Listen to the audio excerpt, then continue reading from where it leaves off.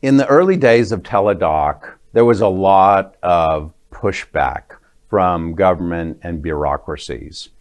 And I'm thinking about a time when I'm in my office. We probably have 40 or 50 employees.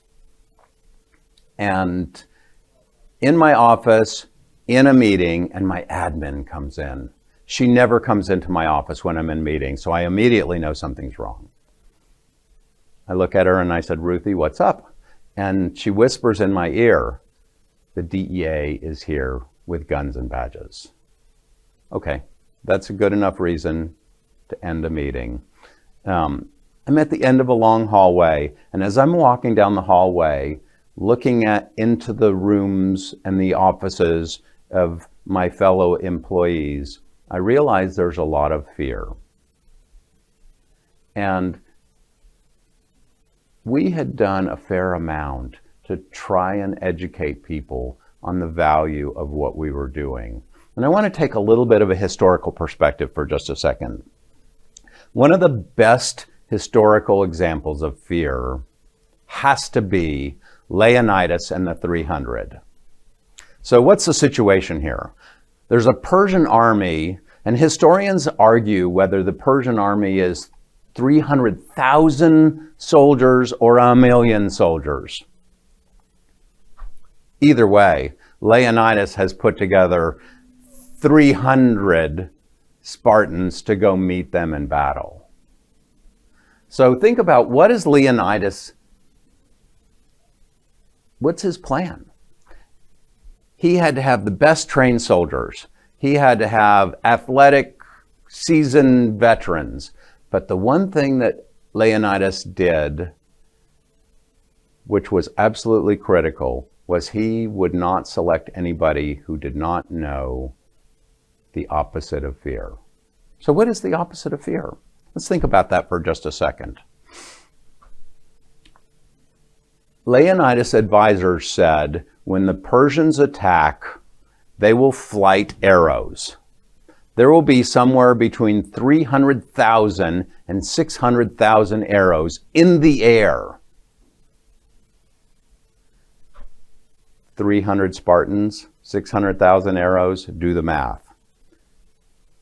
Leonidas said, we'll fight in the shade. This is a hugely impactful statement. And will they actually fight in the shade? Will they actually stand their ground with 300,000 soldiers coming at them? And they did. Why did they do it? Because every single soldier knew the opposite of fear. So what is the opposite of fear? If you love what you're standing in front of, you will not run. Think about it this way. If there's a grizzly bear, a human mom, and her baby, the grizzly bear's in trouble, right? Because that mom is not going to let anything touch that baby. And so now let's go back to my situation in the office where the DEA is in there with guns and badges. As I'm walking down the hallway, I'm thinking nobody wants to leave in handcuffs today. And I am seeing fear in everybody's eyes. I go down the hallway, I meet with the DEA, and I ask them, what's up? And they say, well, we think that Teladoc is an engine for writing narcotics. And I just smiled and I sat down next to one of their guns and I said, thank God. The reality is no employee ran or hid. Now, this isn't a situation where 600,000 arrows are coming at you, but in the world of entrepreneurism, we don't sign up for the DEA coming into our office raiding with guns and badges. We don't sign up for the possibility of leaving in handcuffs. But a critical element in building a great company is making sure everybody knows their purpose and loves it and stands up for it. And this is what we did at Teladoc.